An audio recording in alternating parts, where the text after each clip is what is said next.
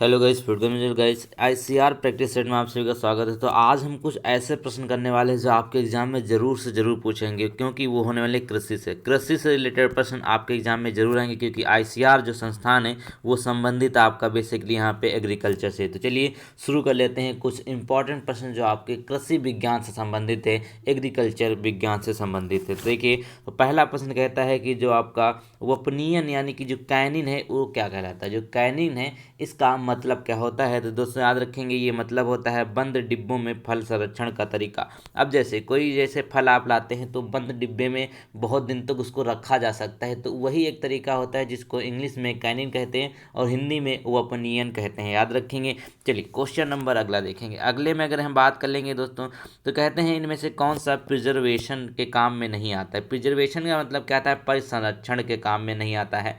ठीक है। अब देखिए, आपका जो एसिटिक एसिड होता है, ठीक है, एसिटिक एसिड जो है वो आपके प्रिजर्वेशन में काम आता है, क्योंकि उसको आप सिरके के किसी चीज़ में डाल देंगे तो वस्तु जो है, कोई भी अगर खाने की चीज़ है तो ज़्यादा दिन तक बची रहती है। इसी तरीके से सोडियम बेंजोएट भी काम आता है, पोटेशियम मेटाबाइसल्फेट भी काम आता है, लेकिन यहाँ पे जो आपका हाइड्रोक्लोरिक एसिड होगा ये किसी काम नहीं आता। याद रखेंगे, इसको अगर आप किसी में डालेंगे तो वहाँ पर रिएक्शन करके वो वस्तु खराब हो जाएगी। क्वेश्चन नंबर अगला देखें दोस्तों, कहते हैं कि पत्ता गोभी, अभी जो कैबेज का पार्ट कौन सा भाग खाने योग्य होता है। ठीक है, जो कैबेज का पार्ट है वो कौन सा भाग है जो यहाँ पे खाया जाता है। आप देखेंगे कि पत्ता गोभी जो होता है, कैबेज जो होती है, उसका कौन सा पार्ट खाया जाता है। तो इसका राइट आंसर होगा यहाँ पे दोस्तों, वो आपके लिए हो जाएगा वानस्पतिक कलिका। क्या होगा इसका राइट आंसर, वानस्पतिक कलिका होती है ये, जिसे पत्ता गोभी का खाद्य रूप में माना जाता है। क्वेश्चन नंबर अगला देखें तो कहते हैं यहाँ पर कि भारत में हरित क्रांति की शुरुआत कब हुई थी। ठीक, बहुत अच्छा प्रश्न है। तो भारत में जो हरित क्रांति की शुरुआत हुई थी वो कब हुई थी। तो देखिएगा, तो ग्रीन रिवोल्यूशन बहुत ही ज़्यादा यहाँ पे प्रभावकारी रहा था अपने देश में। अगर बात करें बेसिकली किस खेती पे, गेहूं की कृषि पे सबसे ज़्यादा प्रभाव पड़ा था। और हरित क्रांति की जो शुरुआत हुई थी 1967 से लेकर 1968 में हुई थी। ठीक है, 1967 से 1968 में हरित क्रांति की शुरुआत हुई थी। क्वेश्चन नंबर अगला देखिए, तो कहते हैं यहाँ पर कि क्षारीय मृदाओं में सुधार लाने के लिए उपयुक्त रसायन कौन सा है। ठीक है, क्षारीय मृदाएं जो हैं इसमें सुधार, जो आपकी बेसिक मिट्टियां होती हैं, ठीक है, जैसे कुछ एसिडिक मिट्टियां होती हैं, कुछ में बेस ज़्यादा होता है, तो ये क्या होगा, इसको सुधार लाने के लिए जो रसायन प्रयोग किया जाता है वो होता है जिप्सम। मतलब जिप्सम का प्रयोग किया, जैसे कहते हैं ना कि कोई खेती जो है वो बहुत ज़्यादा वहाँ पे ऊसर हो गई, वहाँ पे अच्छी खेती नहीं होती, तो उसमें जिप्सम का प्रयोग करके उसमें सुधार लाया जा सकता है, उसकी उपजाऊता को बढ़ाया जा सकता है। क्वेश्चन नंबर अगला देखेंगे। क्वेश्चन नंबर 6 की बात कर लेते हैं। तो कहते हैं कौन मृदा सुधारक या फिर सॉइल करेक्शन होता है। ठीक, इनमें से देखेंगे तो मृदा सुधारक या फिर सॉइल करेक्शन के नाम से किसको जानते हैं। तो अभी हमने बताया था कि जिप्सम भी यूज किया जाता है, तो याद रखेंगे। क्वेश्चन नंबर अगला देखिए, तो कहते हैं कि आपका सेंट्रल टोबैको रिसर्च सेंटर कहाँ पर स्थित है। ठीक है, सेंट्रल टोबैको रिसर्च सेंटर जो स्थित है आपका वो कहाँ पे है। तो इम्पोर्टेंट ये प्रश्न है, राजमुंदरी। कहाँ, राजमुंदरी में सेंट्रल टोबैको रिसर्च सेंटर ये स्थित है। तो ये आपका right answer option number B सही होगा। क्वेश्चन नंबर अगला देखिएगा। ठीक है, अगले में कहते हैं यहाँ पर कि काली मिट्टी का काला रंग किसकी उपस्थिति के कारण होता है। ठीक है, अब जो काली मिट्टी होती है उसका काला रंग, अब सबसे पहले जानेंगे, इसको स्वतः जुताई वाली मिट्टी भी कहा जाता है, ये अपने आप जुत जाती है। और इसको यहाँ पे देखिएगा, ये कपास की खेती के लिए सबसे उपयुक्त होती है, कपास की खेती के लिए सबसे उपयुक्त है। सबसे ज़्यादा कहाँ पाई जाती है, गुजरात में पाई जाती है। ठीक है, अब यहाँ पे एक बात ध्यान में रखेगा कि काली मिट्टी का जो रंग काला होता है वो इस वजह से होता है क्योंकि उसमें टेटनीफेरस मैग्नेटाइड एवं ह्यूमस की मात्रा सबसे ज़्यादा होती है। ऑप्शन नंबर डी आपका सही होगा। क्या, टेटनीफेरस मैग्नेटाइड एवं ह्यूमस की मात्रा सबसे ज़्यादा होती है। क्वेश्चन नंबर अगला देखेंगे, तो इसमें कहते हैं कि पुरानी जलोढ़ मिट्टी को, जो ओल्ड एलुवियली सॉइल होती है, उसको किस नाम से जाना जाता है। जो पुरानी मिट्टी होती है उसको किस नाम से जानते हैं। तो देखिएगा, यहाँ पर आपका जो जलोढ़ मिट्टी है, इसको पुरानी मिट्टी जो होती है उसको जानते हैं हम यहाँ पर बांगर के नाम से। बांगर और खादर, खादर जो मिट्टी होती है उसको नई जलोढ़ मिट्टी के नाम से जानते हैं। अब कैसे याद करेंगे, बांगर का मतलब क्या है, ये बाद की मिट्टी। ऐसा प्रश्न पूछा जाता है कि बाद की मिट्टी होती है उसको बांगर क्यों कहते हैं। ठीक है, तो अब बांगर का मतलब बाद की, मतलब क्या है, पुरानी जलोढ़ मिट्टी है। और खादर का मतलब क्या है, तो ये आपका क्लियर हो जाएगा, तो ये अपना क्लियर हो जाएगा। तो आपका राइट आंसर क्या हो जाएगा, यहाँ पर बांगर मिट्टी को पुरानी मिट्टी कहा जाता है, पुरानी जलोढ़ मिट्टी के नाम से। क्वेश्चन नंबर अगला देखिए, तो अब कहते हैं कि यहाँ पे गेहूं का काला टिक्का जो ब्लैक टिक डिजीज है ना, किसके कारण होती है। ठीक है, क्वेश्चन नंबर 10 देखिए, तो कहते हैं कि गेहूं का काला टीका ब्लैक टिक डिजीज जो है किसके कारण होती है, फफूंदी के कारण होती है। किसके कारण, फफूंदी के कारण होती है गेहूं का काला टीका। ऐसे प्रश्न आपके एग्जाम में जरूर देखने मिले, क्योंकि आईसीआर जो है एक एग्रीकल्चर का ही एग्जाम है, तो उसमें एग्रीकल्चर के प्रश्नों में तो श्योर आपको ऐसे प्रश्न मिलेंगे।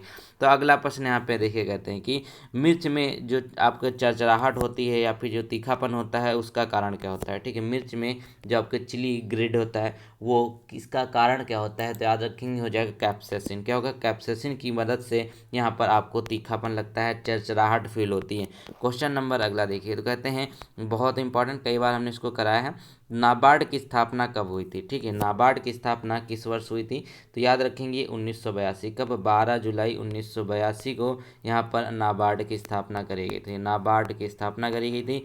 इंपॉर्टेंट ये प्रश्न है। क्वेश्चन नंबर अगला के यहाँ पर, तो कहते हैं कि स्वतंत्रता प्राप्ति के बाद भारत में किसके उत्पादन में सर्वाधिक प्रगति हुई। तो ठीक है, सबसे ज़्यादा स्वतंत्रता उत्पादन के बाद सबसे ज़्यादा जो फर्क पड़ा था वो किसकी खेती पर पड़ा था। हमने बताया था कि गेहूं की खेती पे सबसे ज़्यादा फर्क पड़ा था। वो क्यों, क्योंकि देखिए यहाँ पर अभी बोला था ना कि हरित क्रांति शुरू हुई थी, तो हरित क्रांति का सबसे ज़्यादा प्रभाव पड़ा था पंजाब और हरियाणा के क्षेत्र में। वहाँ गेहूँ का उत्पादन बहुत ही ज़्यादा मात्रा में होता है। तो चलिए क्वेश्चन नंबर 14 देखें, तो कहते हैं भारत में हरित क्रांति के जन्मदाता किसे कहा जाता है। फादर ऑफ ग्रीन रिवोल्यूशन के नाम से किससे जाना जाता है, तो ये आपके राइट आंसर हो जाएंगे MS स्वामीनाथन। कौन, MS स्वामीनाथन को फादर ऑफ ग्रीन रिवोल्यूशन के नाम से हम लोग जानते हैं, याद रखेंगे। क्वेश्चन नंबर अगला देखिए, तो कहते हैं जो केसर है ना, केसर का उत्पादन सबसे ज़्यादा किस राज्य में किया जाता है। तो बहुत ही आसान है, मैंने कई बार बताया, जो केसर है वो यहाँ पे क्या होगा, आपका जम्मू कश्मीर, जम्मू कश्मीर में सबसे ज़्यादा केसर का उत्पादन किया जाता है।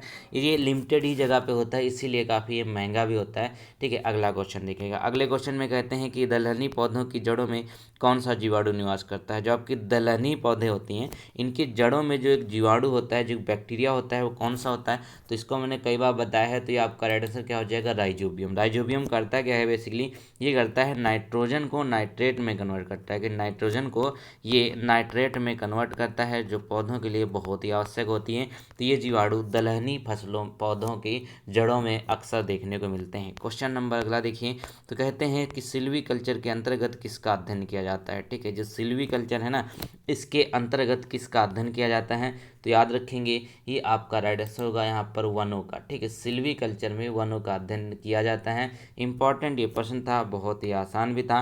क्वेश्चन नंबर अगला देखिए, तो कहते हैं कि भारत में सबसे ज़्यादा कौन सी मिट्टी पाई जाती है। अब भारत में जो सबसे ज़्यादा मिट्टी पाई जाती है वो कौन सी होगी, तो 18 का राइट आंसर आपके लिए हो जाएगा, वो हो जाएगी जलोढ़ मिट्टी। जलोढ़ मिट्टी सबसे ज़्यादा क्यों पाई जाती है, क्योंकि जितना भी मैदानी क्षेत्र है ना, जितना भी मैदानी क्षेत्र जहाँ पे नदियाँ बहती हैं वहाँ सब कहीं जलोढ़ मिट्टी की अधिकता होती है। वो इस वजह से क्योंकि मिट्टियाँ अपने साथ अवसाद बहा के लाती हैं बहुत सारा, और वो इकट्ठा होता रहता है। क्वेश्चन नंबर अगला देखिएगा, अच्छा है।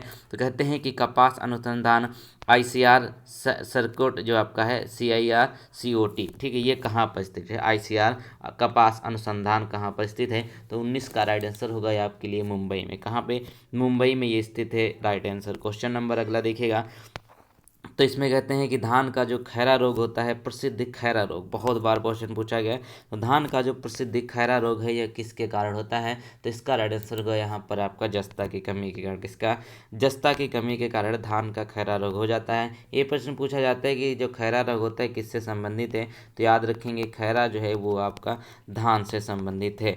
क्वेश्चन नंबर अगला देखेंगे, तो अगले में कहा गया कि central sugarcane breeding institute कहाँ पर स्थित है। ICR SBI कहाँ पर स्थित है, तो देखिएगा तो central sugarcane breeding centre जो आपका इंस्टीट्यूट है वो स्थित कहाँ पर है, तो इसका राइट आंसर होगा यहाँ पर आपके लिए, वो हो जाएगा कोयम्बटूर। क्या होगा, कोयम्बटूर इसका राइट आंसर होगा। चलिए क्वेश्चन नंबर अगला देखेंगे, तो कहते हैं कि किसे मानव उत्पादक धान्य यानी कि मैन मेड सीरियल कहा जाता है। तो मानव निर्मित कहा जा सकता है इसको, धान्य अन्न को, तो क्या होगा इसका राइट आंसर, वो होगा आपका ट्रिकेल्स। क्या होगा, ट्रिकेल्स होगा।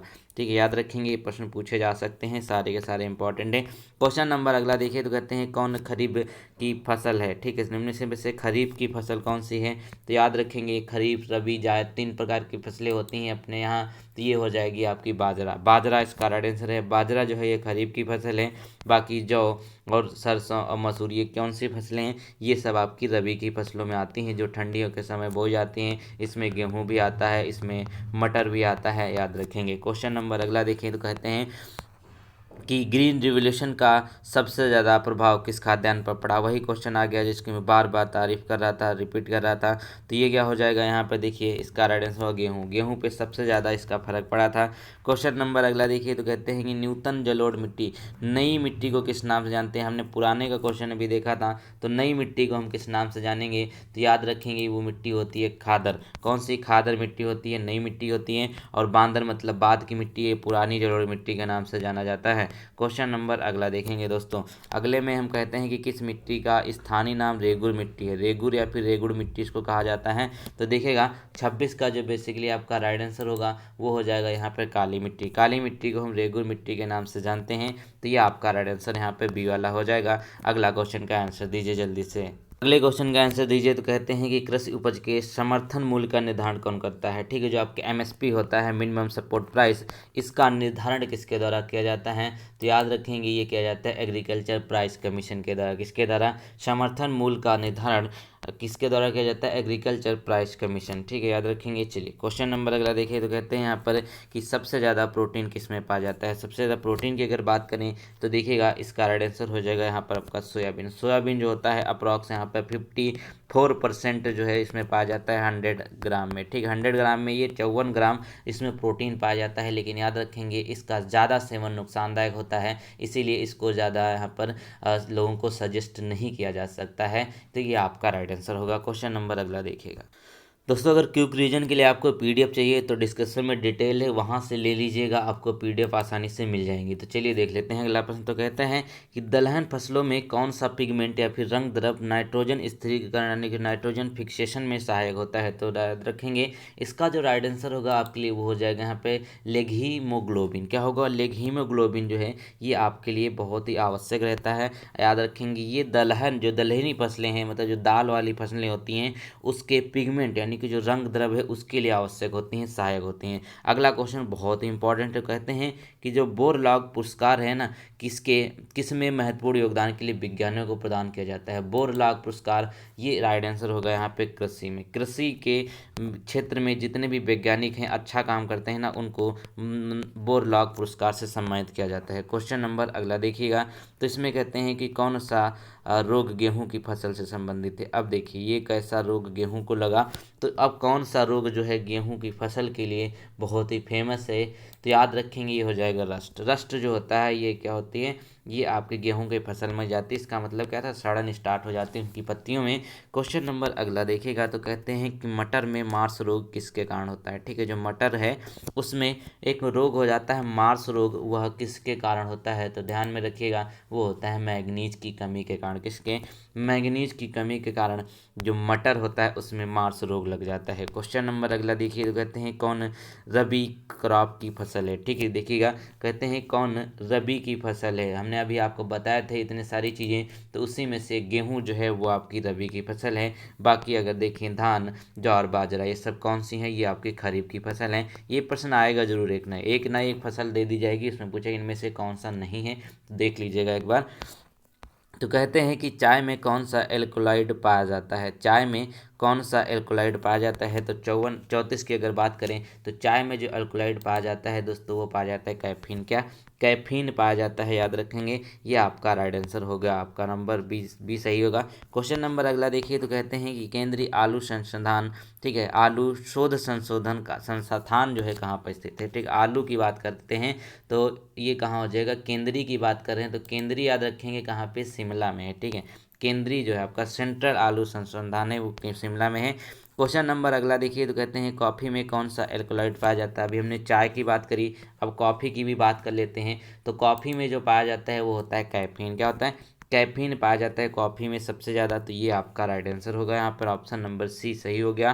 क्वेश्चन नंबर अगला देखिए, तो कहते हैं कि किस मिट्टी में कृषि की सिंचाई की आवश्यकता नहीं होती है। ठीक है, एक मिट्टी होती है जिसमें सिंचाई की आवश्यकता तक नहीं पड़ती है, तो उस मिट्टी को क्या कहा जाता है, काली मिट्टी होती है। क्यों, ये स्वतः जुताई वाली मिट्टी के नाम से इसको जाना जाता है। तो इसमें सिंचाई की आवश्यकता होती नहीं है ज़्यादा, या कहिए भी ना के बराबर होती है। क्वेश्चन नंबर अगला देखिए, कहते हैं कि अंगूर में कौन सा एसिड पाया जाता है। अब अंगूर में देखें, बात कर लेते हैं इसमें कौन सा एसिड पाया जाता है। तो अब देखिएगा, जो अंगूर में एसिड होता है वो कौन सा हो जाएगा, तो इसका राइट आंसर हो जाएगा आपका यहाँ पे टार्टरिक एसिड। ये इमली में भी पाया जाता है। टार्टरिक एसिड जो है आपका, ये इमली में भी पाया जाता है। साइट्रिक का मतलब क्या है, ये आपका नींबू में पाया जाता है। लैक्टिक आपका यहाँ पे दूध में पाया जाता है। और एसिटिक एसिड तो आप जानते हैं, ये आपका सिरके में पाया जाता है। क्वेश्चन नंबर अगला देखिए, कहते हैं कि यहाँ पे बोनी स्पीसीज किस फसल की प्रजाति है। एक बोनी स्पीसीज है, वह किस फसल की प्रजाति है, तो इसका राइट आंसर होगा 39 में, वो देख लीजिएगा, वो आपका हो जाएगा टमाटर। टमाटर इसका राइट आंसर है। बोनी स्पीसीज इसकी प्रजाति होती है। ठीक है, क्वेश्चन नंबर अगला देखिए, तो कहते हैं कि बीजों के अंकुरण में कौन सा कारण महत्वपूर्ण नहीं है।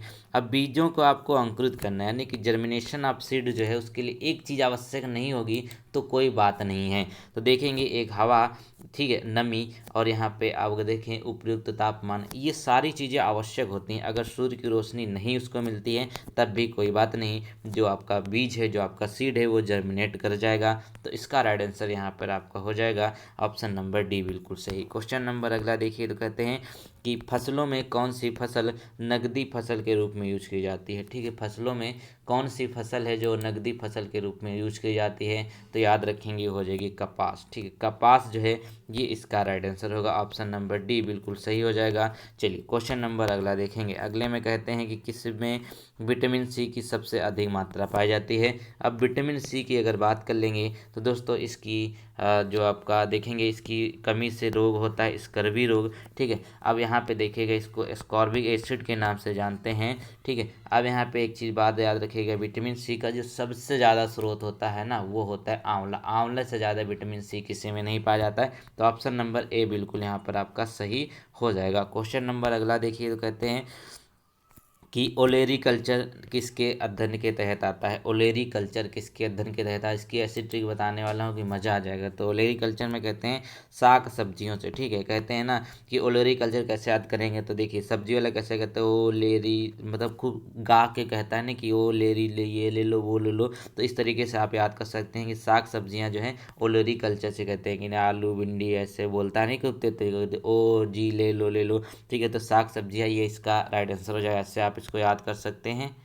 क्वेश्चन नंबर यहाँ पे देखिए 44, तो कहते हैं कपास की खेती के लिए निम्नलिखित में कौन सी मिट्टी उपयुक्त होती है। तो कपास की खेती के लिए जो सबसे उपयुक्त मिट्टी होती है वो होती है काली मिट्टी। सभी को पता है काली मिट्टी जो है कपास के लिए सबसे ज़्यादा उपयुक्त है।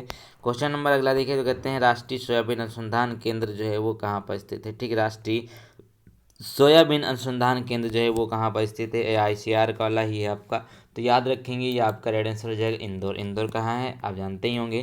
क्वेश्चन नंबर अगला देखिए, तो कहते हैं औषधि पौधा है निम्नलिखित में से कौन सी औषधि पौधा है, इसको डॉक्टर भी कहा जाता है। तो याद रखेंगे, ये आपका राइट हो जाएगा 46 का, वो हो जाएगा यहाँ पर आपके लिए नीम। ठीक है, नीम है, डॉक्टर इसको नहीं, डॉक्टर आपको तुलसी को कहा जाता है। ठीक है, नीम इसका राइट आंसर हो जाएगा, बेसिकली औषधि पौधा जाना जाता है। ठीक है, क्वेश्चन नंबर अगला देखिए, तो कहते हैं फसलों पर आक्रमण करने की कीट की प्राय कौन सी अवस्था यहाँ पे अधिक हानि पहुँचाती है। ठीक है, अब देखिएगा, फसलों पर आक्रमण करने की जो अब कीट होते हैं ना, इनकी कौन सी स्टेज होती है जो सबसे ज़्यादा नुकसान पहुँचाती हैं, तो ये आपका राइट आंसर हो जाएगा कैटरपिलर। कैटरपिलर जो इसकी जो होती है अवस्था, जो स्टेज होती है, वो सबसे ज़्यादा नुकसान इसलिए पहुँचाती है क्योंकि देखिए, ये करते क्या हैं, बेसिकली कैटरपिलर पत्तियां को खा लेते हैं। आप पत्तियां अगर खाएंगे तो सिंपल सी बात है, आपका जो पौधे का नुकसान सबसे ज़्यादा होगा। क्वेश्चन नंबर अगला देखिए, तो कहते हैं कि सेंट्रल राइस रिसर्च इंस्टीट्यूट कहाँ पर स्थित। ठीक है, सेंट्रल राइस रिसर्च इंस्टीट्यूट जो स्थित है वो कहाँ पे है, तो 48 का राइट आंसर जो होगा कटक में। कहाँ पे, कटक में स्थित है, याद रखेंगे, ये आपका राइट आंसर है।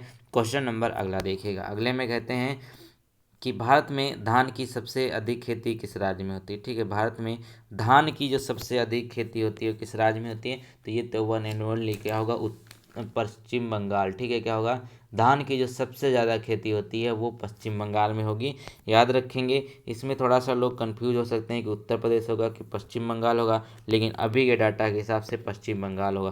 क्वेश्चन नंबर अगला देखिए, तो कहते हैं कि तंबाकू में कौन सा रसायन पाया जाता है। ठीक है, तंबाकू में कौन सा रसायन पाया जाता है, तो इसका राइट आंसर होगा निकोटीन। सभी को पता है, साफ साफ अगर आप खाते होंगे तो उसमें लिखा हुआ देखने को मिलता है उसके पैकेट पे कि इसमें निकोटीन पाया जाता है, जो आपको कैंसर कर सकता है। क्वेश्चन नंबर अगला देखिए, तो इसमें कहते हैं कि सोयाबीन की उत्पत्ति, ओरिजिन ऑफ सोयाबीन कहाँ हुई थी। ठीक है, सोयाबीन की जो उत्पत्ति है वो कहाँ पे हुई थी, तो 51 का दोस्तों जो राइट आंसर होगा आपके लिए वो हो जाएगा चाइना में। कहाँ पे, चाइना में मानी जाती है सोयाबीन की उत्पत्ति।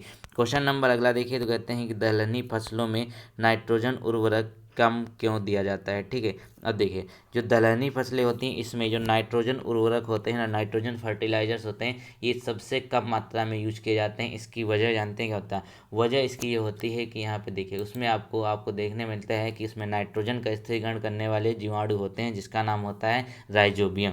तो ये आपका राइट आंसर हो जाएगा, ऑप्शन नंबर सी बिल्कुल सही होगा, इसीलिए यहाँ पे नाइट्रोजन फर्टिलाइजर कम दिया जाता है। क्वेश्चन नंबर अगला देखिए, इंपॉर्टेंट कहते हैं मेजरिंग ऑफ प्लांट ग्रोथ। ठीक है, पौधे की वृद्धि को मापने के लिए किस यंत्र का प्रयोग किया जाता है, तो हो जाएगा ऑक्जेनोमीटर। क्या, ऑक्जेनोमीटर होता है जो पौधे की वृद्धि को मापने के लिए इसका प्रयोग किया जाता है, तो ये आपका राइट आंसर है। क्वेश्चन नंबर अगला देखिए, तो कहते हैं कि आम्रपाली प्रजाति निम्न में से किस संस्करण की है। ठीक, आम की आम्रपाली प्रजाति जो है कौन सी संस्करण है ये, तो याद रखेंगे दशहरी और नीलम आम को मिलकर इस प्रजाति को बनाया गया है। किसको, दशहरी और नीलम आम को मिलाकर के इस प्रजाति को बनाया गया। क्वेश्चन नंबर अगला देखिए, तो कहते हैं भारतीय लाख शोध संस्थान। अब लाख आप जानते होंगे क्या होता है, तो लाख एक तरीके से होता है यहाँ पे, ये आपका बिल्कुल प्लांट ही प्रोडक्ट है, लेकिन आप देखेंगे आपने अगर इसको देखा होगा तो एक इस तरह से गोंद टाइप का होता है। तो 55 का जो राइट आंसर होगा दोस्तों वो हो जाएगा रांची। कहाँ, रांची में स्थित है ये लाख शोध संस्थान। क्वेश्चन नंबर अगला देखिए, तो कहते हैं कि आलू की अगेती और पिछैती झुलसा रोग किसके कारण होता है। ठीक है, आलू की अगैती एवं पिछैती झुलसा रोग जिस कारण होता है तो वो आपका राइट आंसर हो गया फफूंदी। फफूंदी के कारण होता है आलू का अगैती एवं पिछैती झुलसा रोग। क्वेश्चन नंबर अगला देखिए, क्वेश्चन नंबर यहाँ पे अगला देखिए, तो कहते हैं कुफरी चमत्कार किस फसल की मुख्य प्रजाति है। कुफरी चमत्कार किस फसल की मुख्य प्रजाति है, तो इसका राइट आंसर होगा यहाँ पर आलू की। आलू की जो मुख्य प्रजाति है उसको कहा जाता है कुफरी चमत्कार। क्वेश्चन नंबर अगला देखिए, तो कहते हैं यहाँ पे कि भारतीय कृषि अनुसंधान यानी कि जो आईसीआर की स्थापना कब हुई थी। ठीक है, आईसीआर की स्थापना जब हुई थी 1 अप्रैल 1905 में, याद रखेंगे 1 अप्रैल 1905 में आईसीआर की स्थापना हुई थी, तो ये आपका राइट आंसर हो जाएगा। क्वेश्चन नंबर अगले देख लेते हैं। क्वेश्चन नंबर अगर देखें 59 में, तो कहते हैं कि कौन खरीफ की फसल नहीं है। इनमें से कहते हैं कौन सी एक जो फसल है वो खरीफ की फसल नहीं है, तो अभी हमने आपको बताया था कि धान, मक्का, ज्वार ये सारी खरीफ की है, लेकिन चना जो है ना ये आपकी खरीफ की फसल नहीं है। इतना याद रखिए कि जो ठंडियों में बोए जाते हैं वो आपकी रबी की फसल होते हैं। क्वेश्चन नंबर अगला देखिए, तो कहते हैं कि राष्ट्रीय वानस्पतिक शोध संस्थान कहाँ पर स्थित। ठीक है, राष्ट्रीय जो आपका NBRI national botanical research institute है वो कहाँ पर स्थित है, तो 60 का राइट आंसर हो जाएगा लखनऊ। जो आपका बॉटनिकल है ना वो लखनऊ में स्थित है, याद रखेंगे वानस्पतिक विज्ञान। ठीक है, क्वेश्चन नंबर अगला देखिए, तो कहते हैं कि जल पौधे आसानी से प्राप्त करते हैं। ठीक है, कौन पौधे जो है जल पौधे आसानी से प्राप्त करते हैं, तो याद रखेंगे ये क्या होगा, केशिका जल। ठीक है, याद रखेंगे केशिका जल इसका राइट आंसर होगा बेसिकली। क्वेश्चन नंबर अगला देखिए, तो कहते हैं यहाँ पर कि ये देखिए, ये कहते हैं कि सरसों के तेल में सत्यानाशी के तेल की मिलावट का कौन सा रोग उत्पन्न करता है। ठीक है, सत्यानाशी क्या होता है, एक ऐसा पेड़ होता है जो कटीले होते हैं जिसमें देखें पीले पीले फूल आते हैं छोटे छोटे, तो सरसों के तेल में इसको मिला दिया जाता है ना, उससे पता नहीं चलता है कि ये अब सरसों है या फिर सत्यानाशी है। तो क्या होगा यहाँ पर, वो देखिए उसकी मदद से जो बीमारी हो जाती है वो होती है एपिडेमिक ड्रॉपसी, यानी कि पेरिटोनियम, पेट की झिल्ली में पानी भरने का एक रोग होता है, जिसकी वजह से यहाँ पर ये क्या होता है, एपिडेमिक ड्रॉपसी हो जाता है। ये पेट की झिल्ली में पानी भर जाता है, ये रोग उत्पन्न हो जाता है अगर यहाँ पे आर्जिमोन या फिर सत्यानाशी के बीज मिला दिए जाते हैं सरसों में, जो मिलावट वाला होता है। क्वेश्चन नंबर अगला देखिए, तो कहते हैं वन शोध संस्थान कहाँ स्थित है। ठीक है, वन शोध संस्थान जो स्थित है तो वो कहाँ पे हो जाएगा, तो याद रखेंगे ये आपका हो जाएगा देहरादून में। कहाँ, देहरादून में स्थित है वन शोध संस्थान, ये बहुत ही इंपॉर्टेंट है। क्वेश्चन नंबर अगला देखिए, तो कहते हैं कि टोमेटो या फिर टमाटो किसका संस्करण क्रॉस है। ठीक है, पोमेटो जो है ना, ये किस चीज़ का संस्करण क्रॉस है। अब देखिए कोई वैरायटी बनाई जाती है तो क्रॉस करके बनाई जाती है, तो यहाँ रखेंगे आलू और टमाटर का। आलू और टमाटर का यहाँ पे जो हाइब्रिड पौधा टमाटर का लिया गया और आलू का लिया गया, तो उन दोनों को जो मिलाकर बनाया गया उसको पोमेटो कहा जाता है। याद रखेंगे उसको क्या कहा जाता है, पोमेटो। अब देखते हैं आगे क्या क्या चीज़ें बनने वाली हैं। दोस्तों पीडीएफ चाहिए तो साइड में डिटेल आपको दिख रही होगी, ले सकते हैं, ज़्यादा नहीं है, बहुत ही आसानी से आप इसको अफोर्ड कर सकते हैं।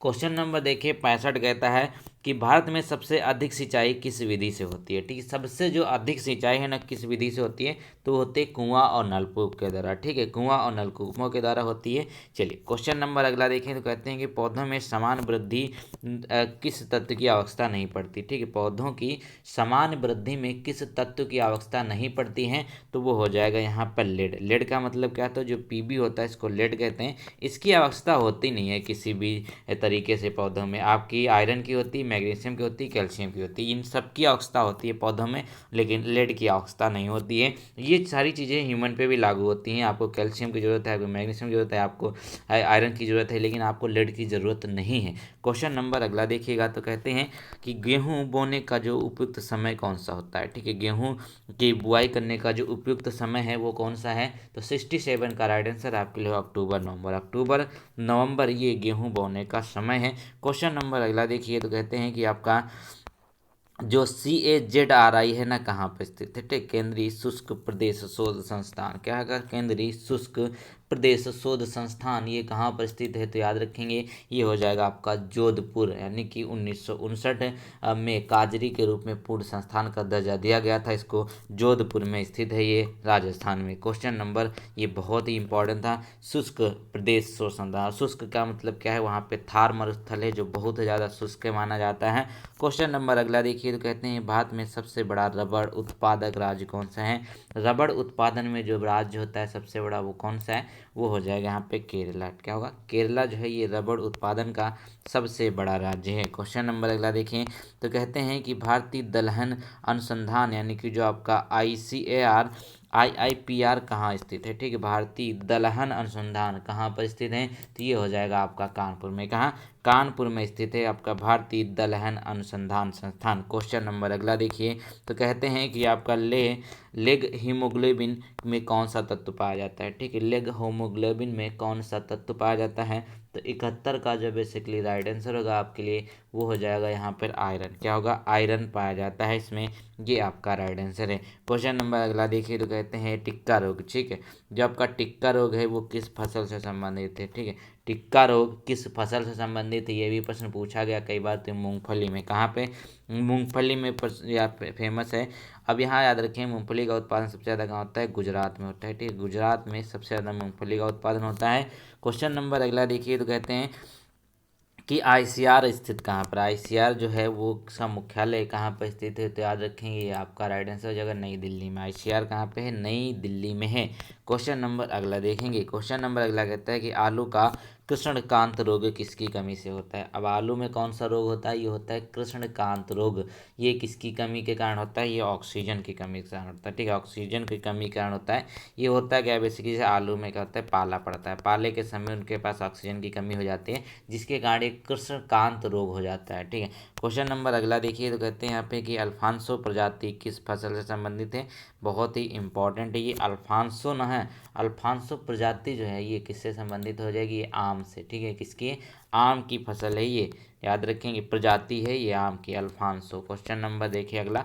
अगले में कहते हैं कि पौधे नाइट्रोजन किस रूप में ग्रहण करते हैं। ठीक है, पौधे जो है नाइट्रोजन किस रूप में ग्रहण करते हैं, तो 76 का राइट आंसर होगा आपके लिए, वो हो जाएगा यहाँ पे नाइट्रेट। ठीक है, नाइट्रेट के रूप में पौधे नाइट्रोजन को ग्रहण करते हैं। हमने इसको आपको कई बार बताया है, तो ऑप्शन नंबर ए बिल्कुल सही होगा। क्वेश्चन नंबर अगला देखिए तो कहते हैं रेड रॉट किस फसल से संबंधित है, तो रेड रॉट रोग जो है वो किस फसल से संबंधित है, तो ये हो जाएगा गन्ना। ठीक है, जो आपका शुगर केन है इससे ये आपका संबंधित है। रेट रॉड शुगर केन से। क्वेश्चन नंबर अगला देखेंगे तो कहते हैं यहाँ पे कि पकने पर टमाटर का रंग किसकी उपस्थिति के कारण लाल हो जाता है। यही प्रश्न हमको करा चुके हैं। तो टमाटर पकने के बाद इसका लाल रंग होता है लाइकोपीन के कारण। किसके? लाइकोपीन के कारण इसका रंग लाल हो जाता है। क्वेश्चन नंबर अगला देखिए तो कहते हैं कि टिट्रिकेल किसका संकरण क्रॉस है। क्या होगा? टिट्रिकेल एक किसका संकर क्रॉस है। ठीक है, याद रखेंगे। तो ये आपका राइट आंसर क्या हो जाएगा? गेहूं और राई। गेहूं और राई को मिला करके इसको बनाया गया यहाँ पर। ये क्या होगा? संस्करण क्रॉस कहते हैं इसको, बनाया गया। गेहूं और राई को मिलाकर बनाया गया है टिट्रिकेल। क्वेश्चन नंबर अगला देखिए तो कहते हैं आपका जो बंची ड्रॉप है ना, किस रोग फसल है, मतलब रोग किस फसल से संबंधित है? Bunchy drop. अब बंची ड्रॉप जो संबंधित है वो है आपके केला से। किससे? केला से संबंधित है। याद रखेंगे बंची ड्रॉप, ये आपका राइट आंसर है। क्वेश्चन नंबर अगला देखिए तो कहते हैं कि सोयाबीन में जो प्रोटीन की परसेंट होता है वो कितना होता है। तो यहाँ पे देखिएगा सोयाबीन जो होता है उसमें प्रोटीन का जो परसेंट होता है वो लगभग 42% होता है। कितना होता है? 42% होता है। याद रखेंगे, ये आपका राइट आंसर हो जाएगा। क्वेश्चन नंबर अगला देखिए तो कहते हैं कि किस मिट्टी में अधिक समय तक आर्द्रता बनाए रखने की क्षमता होती है। सबसे ज़्यादा आर्द्रता जो है किस मिट्टी में बनाए रखने की क्षमता होती है? तो ये आपका हो जाएगा काली मिट्टी। काली मिट्टी इसका राइट आंसर हो जाएगा। यहाँ पर आर्द्रता बनाए रखने की क्षमता रखी जाती है। ऑप्शन बी बिल्कुल सही है। क्वेश्चन नंबर अगला देखें तो कहते हैं कि बहुचर्चित रोग जिसको कहते हैं झोंका या फिर ब्लास्ट, ठीक है, ये किससे संबंधित है? तो बहुचर्चित रोग जो ब्लास्ट है ये किससे संबंधित है? ये धान से संबंधित। याद रखेंगे, बहुचर्चित रोग ब्लास्ट या झोंका धान से संबंधित है। दोस्तों अगर वीडियो पसंद आ रही है तो इसको लाइक कर दीजिएगा और भी प्रैक्टिस सेट जाकर जरूर देखेंगे। तो भारत में जो कहवा का अग्रणी राज्य उत्पादक है वो कौन सा हो जाएगा? कहवा का मतलब कॉफ़ी। कॉफ़ी का कौन सा है? कर्नाटक हो जाएगा। चाय का आसाम हो जाएगा। तो याद रखेंगे। अब चलिए देख लेते हैं कुछ और प्रश्न। तो चलिए कुछ और प्रश्नों को कर लेते हैं। तो यहाँ पे देखिए कहते हैं कि निम्नलिखित में से कौन सी सभ्यता अपने नगर नियोजन के लिए प्रसिद्ध थी। इसमें से कौन सी सभ्यता नगर नियोजन के लिए प्रसिद्ध थी? तो याद रखेंगे ये आपकी हो जाएगी सिंधु घाटी सभ्यता, यानी कि ऑप्शन नंबर ए बिल्कुल सही होगा, सिंधु घाटी सभ्यता। इसमें बेसिकली चीज़ें क्या थी देखिएगा, तो इसमें एक निश्चित योजना के अनुसार इसको बसाया गया था। इसमें दो प्रमुख नगर थे जैसे कि हड़प्पा और मोहनजोदड़ो, ठीक है। और यहाँ पे देखिए हड़प्पा नामक पूरा स्थल जो है ये सबसे पहले ज्ञात किया गया, हड़प्पा सभ्यता, इसीलिए इसको कहा जाता है। और ये इस समय जो है ये आपका पाकिस्तान में है। क्वेश्चन नंबर अगला देखें तो कहते हैं कि वैदिक आर्यों का प्रमुख भोजन क्या था। ठीक है, जो वैदिक आर्य है ना इनका जो प्रमुख भोजन हुआ करता था वो क्या था? तो याद रखेंगे वो आपका राइट आंसर हो जाएगा यहाँ पर जौ। ठीक है, याद रखेंगे ये आपका जौ और चावल इसका राइट आंसर होगा। ठीक है, जौ और चावल ये वैदिक आर्यों का प्रमुख भोजन हुआ करता था। क्वेश्चन नंबर अगला देखें, कहते हैं कि किस आंदोलन को हिंदू और मुसलमान दोनों का समर्थन मिला था। तो एक आंदोलन है जिसको हिंदू और मुसलमान दोनों लोगों का समर्थन मिला था, तो वो क्या हो जाएगा? वो राइट आंसर होगा आपका असहयोग आंदोलन। क्यों? क्योंकि देखिए ये असहयोग आंदोलन के जस्ट पहले खिलाफत आंदोलन शुरू हुआ था। खिलाफत आंदोलन का एक तरीके से कह सकते हैं कि मॉडिफाइड जो वर्जन था वो आपका असहयोग आंदोलन था। तो याद रखेंगे हिंदू और मुसलमान दोनों का समर्थन इसमें मिला था। तो ये कब से था? खिलाफत आंदोलन जो था 1920 में स्टार्ट हुआ था और यहाँ पे जो असहयोग आंदोलन था 1920 से 1922 तक चला था। बाद में इसको रद्द कर दिया गया था। क्वेश्चन नंबर अगला देखेंगे। चलिए अब अगले क्वेश्चन की बात कर लेते हैं कि ऊष्मा का ईसाई मात्रक क्या है। ठीक है, जो ऊष्मा का ईसाई मात्रक है वो क्या हो जाएगा? तो इसका राइट आंसर होगा आपके लिए यहाँ पर जो ऊष्मा का ईसाई मात्रक होता है वो होता है आपका कैलोरी। ठीक है, याद रखेंगे कैलोरी इसका राइट आंसर हो जाएगा। ये ऊष्मा का जो मात्रक है। क्वेश्चन नंबर अगला देखेंगे तो अगले में कहते हैं कि जो इंद्रावती, प्राणहिता और सबरी निम्नलिखित में से किसकी उपनदियां हैं। ठीक है, यहाँ पे जो नदियां दी गई हैं इंद्रावती, प्राणहिता और सबरी, ये किसकी मुख्य नदियां हैं? तो याद रखेंगे ये आपकी हो जाएंगी गोदावरी नदी की सहायक नदियां। किसकी? गोदावरी की सहायक नदियां हैं। ये गोदावरी सबसे बड़ी, यहाँ पे सबसे लंबी प्रायद्वीपीय नदी है। इंद्रावती, प्राणहिता, सबरी ये इसकी सहायक नदियां हैं, याद रखेंगे। चलिए क्वेश्चन नंबर अगला देख लेंगे। अगले में कहते हैं कि मृदा की लवणता मापी जाती है, जो यानी कि मृदा में कितनी साल्ट उपलब्ध है यह किससे मापी जाती है? मृदा की लवणता किससे मापी जाती है? तो 7 का राइट आंसर होगा आपके लिए दोस्तों, वो हो जाएगा यहाँ पे। इसका पता लगाने के लिए हम किसका? चालकता मापी का प्रयोग करते हैं। ठीक है, याद रखेंगे किसका? चालकता मापी का प्रयोग करते हैं। और यहाँ पे ये जो आपका देख रहे हैं जो आपका साइक्रोमीटर है ना, ये आपका राइट आंसर तो होगा चालकता मापी, लेकिन जो साइक्रोमीटर है ये होता है आपको किस चीज़ के लिए, ये आर्द्रता मापी का है, ये कि यहाँ पे इससे हाइग्रोमीटर से भी आता यहाँ पे जाती है और इससे भी आर्द्रता मापी जाती है। क्वेश्चन नंबर अगला देखें, तो कहते हैं यहाँ पर कि कपास के उत्पादन के लिए सबसे अच्छी मिट्टी कौन सी है। सबसे अच्छी मिट्टी जो है कपास के उत्पादन के लिए वो कौन सी हो जाएगी, तो इसका राइट आंसर होगा यहाँ पर काली मिट्टी। सभी को पता है काली मिट्टी हो जाएगी, ये इसका राइट आंसर हो जाएगा। क्वेश्चन नंबर अगला देखें, तो कहते हैं यहाँ पर कि निम्नलिखित में से कौन सा वर्गीकरण कच्ची सामग्री के आधार पर उद्योगों का वर्गीकरण है। ठीक है, कौन सा उद्योगों का वर्गीकरण जो है वो कच्ची सामग्री के आधार पर है। ठीक है, याद रखें क्या हो जाएगा, वो हो जाएगा यहाँ पर जो कच्ची सामग्री के आधार पर आपका जो वर्गीकरण है वो आपका हो जाता है किसमें, कृषि आधारित और खनिज आधारित में। कौन से, कृषि आधारित और खनिज आधारित, ये कच्ची सामग्री पर आधारित होते हैं। ऑप्शन नंबर डी बिल्कुल इसका सही होगा।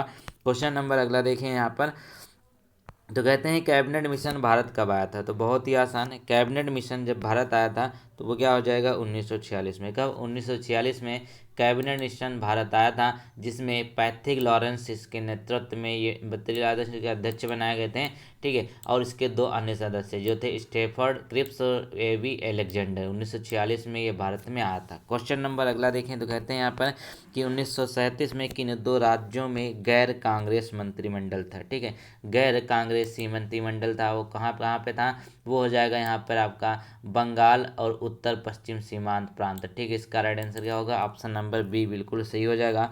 क्वेश्चन नंबर अगला देखेंगे, तो अगले में कहते हैं किस गवर्नर जनरल ने भारत में सती प्रथा का अंत कर दिया था। ठीक है, कौन से गवर्नर जनरल हैं जिन्होंने भारत में सती प्रथा का अंत कर दिया था, तो याद रखेंगे ये आपके राइट आंसर है लॉर्ड विलियम बेंटिंग। कौन, लॉर्ड विलियम बेंटिंग इसका राइट आंसर हो जाएगा। 1829 की ये बात है, 1829 की ये बात है, याद रखेंगे। क्वेश्चन नंबर अगला देखें, तो कहते हैं कि टीपू सुल्तान कहाँ का शासक था। ये प्रश्न बहुत बार पूछा जाता है। तो टीपू सुल्तान जो है वो कहाँ का शासक था, तो याद रखेंगे टीपू सुल्तान जो था वो मैसूर का शासक था। टीपू अपने पिता की मृत्यु के बाद 1782 में इस ईस्वी में मैसूर का शासक बना था। ठीक है, कहाँ का, मैसूर का शासक था। क्वेश्चन नंबर अगला देखिए, कहते हैं कि दिल्ली में मुगल साम्राज्य की नींव निम्नलिखित में से किस लड़ाई के परिणाम स्वरूप पड़ गई थी। ठीक है, दिल्ली में जो मुगल साम्राज्य की नींव है वो किस लड़ाई के परिणाम स्वरूप पड़ी थी, तो ये आपका हो जाएगा पानीपत का जो प्रथम युद्ध हुआ था 1526 21 अप्रैल में। तो इब्राहिम लोदी और बाबर के बीच युद्ध हुआ था, तो उसके बाद क्या हो गया था, यहाँ पर ये पड़ गया था। ठीक है, याद रखेंगे ये मुगल साम्राज्य की नींव यहाँ से पड़ गई थी। और इनकी बाबर की जो पहली बार प्रसिद्ध तुलगमा युद्ध नीति थी ना, वो बहुत ही ज़्यादा चर्चित है। क्वेश्चन नंबर अगला है कि अवध स्वायत्त राज्य का संस्थापक कौन था। ठीक, अवध स्वायत्त राज्य के जो संस्थापक हैं वो कौन हो जाएंगे, तो वो थे यहाँ पे कौन, आप याद रखेंगे इसको, अवध के जो सादत खां थे जिसका नाम था बुरहानुल मुल्क, ये था, याद रखेंगे कौन थे, ऑप्शन नंबर बी का सही राइट आंसर होगा। ठीक है, अवध के स्वायत्त राज्य के संस्थापक बुरहान मुल्क, याद रखेंगे। चलिए क्वेश्चन नंबर अगला देखेंगे, तो कहते हैं कि दक्षिण ध्रुव प्रदेश यानी कि जो आपका अंटार्कटिका में स्थित भारत के स्थायी अनुसंधान केंद्र का नाम क्या है। भारत में ये स्थित है स्थायी अनुसंधान केंद्र, तो ये क्या हो जाएगा आपका गंगोत्री, क्या होगा, दक्षिण गंगोत्री इसका राइट आंसर होगा। ये स्थायी अनुसंधान केंद्र है। चलिए क्वेश्चन नंबर अगला देखेंगे, तो कहते हैं कि भारत ने किस देश के साथ अपनी सीमा मानचित्रों को अदला बदली की है। ठीक है, किस देश के साथ अपनी सीमा मानचित्रों की अदला बदली करी है, तो याद रखेंगे ये हुआ था यहाँ पर भारत और बांग्लादेश के बीच। किसके, भारत और बांग्लादेश के बीच। ठीक है, याद रखेंगे कब हुआ था, याद रखेंगे ये आपका इसका बांग्लादेश राइट आंसर 2015 की ये बात है, तब इनके मानचित्रों की अदला बदली करी गई थी। ठीक है, क्वेश्चन नंबर अगला देखें, तो कहते हैं भारत में सबसे लंबी सुरंग जवाहर टनल किस राज्य में स्थित है। भारत की सबसे लंबी सुरंग जवाहर टनल जो स्थित है वो है आपकी यहाँ पर, कहाँ पर, बनिहार दलरा में। कहाँ पे, जो है आपका जम्मू कश्मीर में, याद रखेंगे जम्मू कश्मीर इसका राइट आंसर है। क्वेश्चन नंबर अगला देखिएगा, तो कहते हैं कि भारत में सबसे ऊंचा पठार कौन सा है। ठीक है, भारत में जो सबसे ऊंचा पठार है वो हो जाएगा यहाँ पर आपके लिए लद्दाख का पठार। ठीक है, लद्दाख का पठार भारत में सबसे ऊंचा पठार है। तो इस क्वेश्चन के साथ यहाँ पर देखिए हमने 100 प्रश्न किए, जिसमें लगभग 85% हमने कृषि से रिलेटेड किए और कुछ यहाँ पे हमने स्टैटिक जीके के प्रश्न डाले। तो 100 में से आपने कितना किया हमको ज़रूर कमेंट बताइए। पीडीएफ चाहिए तो आपको यहाँ पे डिटेल दिख रही होगी, तो यहाँ से जाकर ले लीजिएगा। बहुत अच्छी पीडीएफ बनाई हमने। मिलते हैं नए वीडियो, तब तक के लिए thank you so much. Video को लाइक जरूर करें, चैनल को सब्सक्राइब करें।